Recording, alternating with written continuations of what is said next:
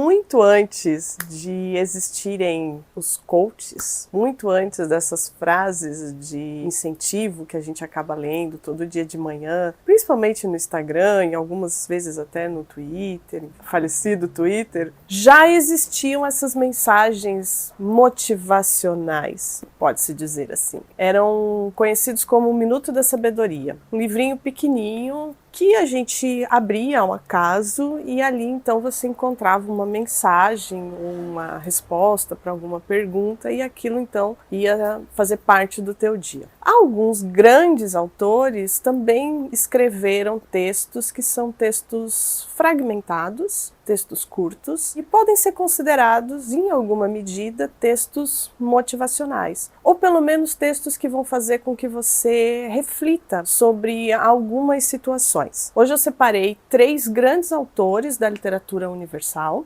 que escreveram livros fragmentados, alguns são pequenas histórias, mas são livros que você pode ler ao acaso, pode inclusive ter ao lado da tua cama e aí logo aí de madrugada ou de manhã quando você acorda meio perdido, ao invés de pegar o celular e fuçar lá, rodar o feed, ir lá pro TikTok, em vez de fazer isso, você pode pegar um livro e fazer uma leitura rápida e adormecer com um bom pensamento ou quem sabe perder de vez a noite e ficar refletindo sobre aquilo. Então as indicações de hoje são 3 livros que você pode usar como seu minuto de sabedoria. O primeiro livro que eu vou indicar é um livro que inclusive eu dou de presente muitas e muitas vezes, chama-se O Livro dos Abraços e é do escritor Eduardo Galeano. Você deve conhecer o Eduardo Galeano por um livro muito famoso chamado As Veias Abertas da América Latina. Ali ele vai contar um pouco sobre o que é a América Latina, as ditaduras da América Latina, mas aqui o Galeano vai utilizar toda a sua elegância de grande autor, narrando pequenas histórias, narrando pequenos contos que vão fazer com que a gente reflita sobre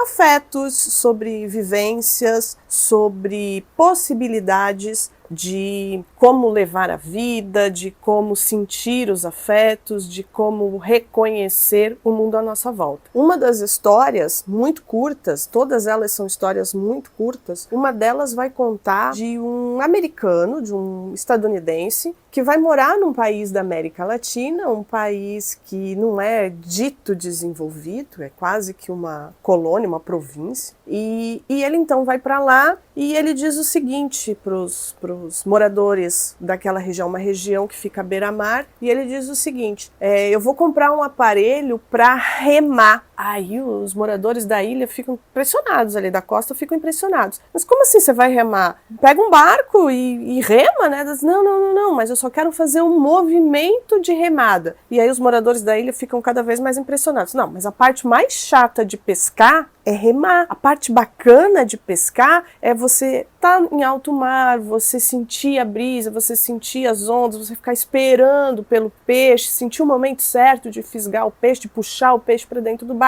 Não ficar ali fazendo o movimento, né? E aí esse estadunidense, então, vai ter esse momento de reflexão. Diz, poxa, é verdade, né? A contemplação é muito mais importante do que o movimento braçal, inclusive o movimento mecânico ali. Então, aqui no Livro dos Abraços, a gente vai ter pequenas histórias, são todas narrativas muito curtas, e todas elas vão propor algum tipo de reflexão, sejam psicológicas, filosóficas, e até aí considerando que o Galeano escreve já no século XX, há muito dessa questão mercantilista, capitalista, que ele vai desenvolver aqui no Livro dos Abraços. O segundo livro é A Disciplina do Amor, o livro de Lígia Fagundes Telles. Lígia Fagundes é conhecida por seus contos, por seus romances, inclusive um dos meus romances favoritos da vida, As Meninas, que foi escrito por ela. Mas aqui no livro A Disciplina do Amor, que é um livro que ela dedica inclusive ao seu filho,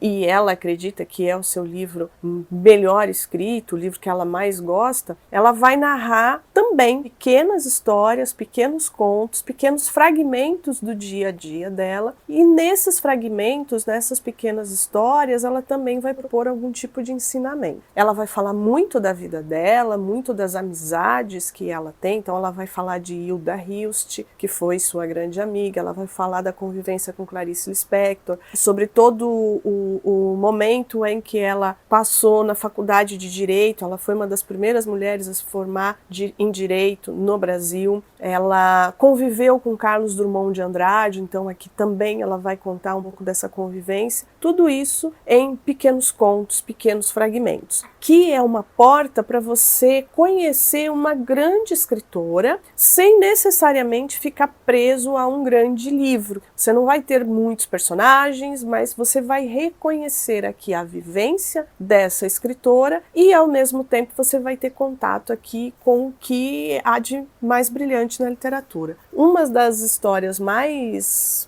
bonitas que ela conta aqui, que inclusive são histórias de domínio público, mais recontadas, que é a história do peregrino que então sai da sua cidade, sai do lugar em que ele vive à busca de um grande tesouro, ou enfim, né, de um grande ensinamento, faz todo um percurso e volta lá então para o seu local de origem e descobre que, na verdade, o que ele tanto procurava estava em casa. A Disciplina do Amor também é um dos contos aqui, é uma dos textos em que ela vai explicar que amor não tem disciplina, ou que talvez até tenha, que é preciso uma certa disciplina para amar, mas ao mesmo tempo o amor é provavelmente o sentimento mais livre que se pode ter, é o afeto mais livre que se pode ter, mas que sem disciplina não se cultiva o amor. Então, se você quer conhecer um pouco da escrita de Lígia Fagundes Telles, para então só depois se aprofundar nos textos dela, saborear os textos dela, tá aqui uma boa pedida. O terceiro livro que eu escolhi para trazer é um livro que inclusive está inacabado. Fernando Pessoa ou Bernardo Soares? Para poder falar do livro do Desassossego, eu preciso contar um pouquinho quem é Fernando Pessoa. Fernando Pessoa, poeta português, e ele inventou o que nós podemos chamar hoje de fake. O Fernando Pessoa não criou apenas pseudônimos para os seus escritos, mas ele criou o que a gente chama de heterônimos. Então ele cria toda uma personalidade para cada um desses autores, com data de nascimento, com data de falecimento, com mapa astral, todo um histórico. Inclusive, o meu favorito é o Alberto Caeiro, que é o poeta das coisas simples. E ele vai criar um heterônimo que ele mesmo diz que é um semi-heterônimo, que é um quase heterônimo, que é quase um personagem, mas tem muito dele mesmo, Fernando Pessoa, que é o Bernardo Soares. Então, o Bernardo Soares é o responsável pela escrita do livro do Desassossego. Por que eu disse que é um livro que está inacabado? Porque quando Fernando Pessoa faleceu, ele deixou um baú, e nesse baú estão todos os seus escritos, e nem tudo ainda foi catalogado, ainda existe muita coisa ali que precisa ser catalogado. E aí o que os editores fazem é pegar tudo que está com a abreviatura LD e colocar dentro das edições. Então essa minha edição aqui, por exemplo, não é a edição mais recente, não é a edição mais completa. E muito provavelmente eu vou sair dessa vida e não vou ler a edição completa do livro do Desassossego. E o que a gente tem aqui, o nome já deixa bem claro, é realmente um desassossego. As reflexões que o Bernardo Soares põe aqui são, claro, sobre lá o seu tempo. A gente está falando aí do início, né, do século XX, mas é também uma reflexão sobre a vida. O Fernando Pessoa, ele consegue colocar em cada um dos seus heterônimos todas as possibilidades de reflexão. E aqui o Bernardo Soares, ele é o mais desassossegado. É aquele em que todos os sentimentos do mundo, aí, né, falando um pouquinho de novo de Carlos Drummond de Andrade, todo o sentimento do mundo está presente aqui.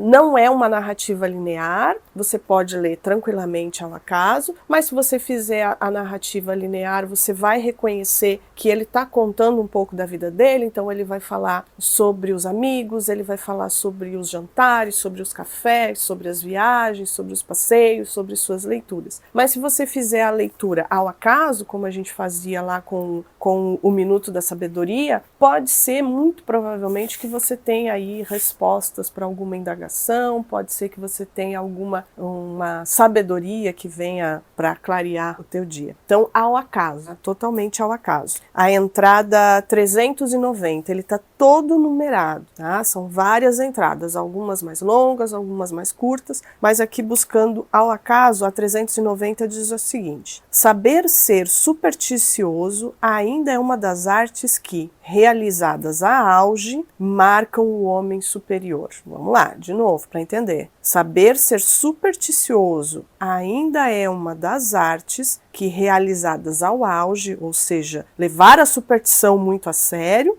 marcam o homem superior. Então é bem do que eu estou falando, né? Um minuto de sabedoria, um instante de sabedoria é uma superstição. Eu estou buscando algo que vá me ajudar a refletir e ele próprio diz, olha só, isso é coisa de um homem superior. Então, acho que posso me considerar aqui uma mulher superior, talvez. Cada um dos textos marcados aqui, né, como entradas, eles vão refletir o momento em que ele está vivendo, mas também podem, em alguma medida, refletir esse sentimento do mundo, esses sentimentos que são universais, que não pertencem apenas àquele momento histórico ou àquele personagem. Vamos considerar que Fernando Pessoa morreu muito jovem, tinha por volta de 40 anos, foi um homem que viveu intensamente, ele não está muito certo, né, do que ele havia falecido, mas tudo indica que ele faleceu por problemas pelo consumo de álcool. Era um homem que as imagens que nós temos aí dele sempre mostram ele muito debilitado, mesmo ele sendo um homem jovem, porque ele de fato teve uma vida regada aos excessos. Mas deixou uma obra incrível. Qualquer um dos heterônimos são fabulosos. Você pode aí consultar, que você não vai se arrepender. E aqui na prosa dele com o Bernardo Soares também não vai ter erro. Então, última dica de hoje, o livro do Desassossego, Fernando Pessoa, Bernardo Soares. Gostou das indicações de hoje? Conhece os livros? Deixa aqui nos comentários para a gente saber. Curte o nosso vídeo, se inscreve no canal, nos vemos nos próximos.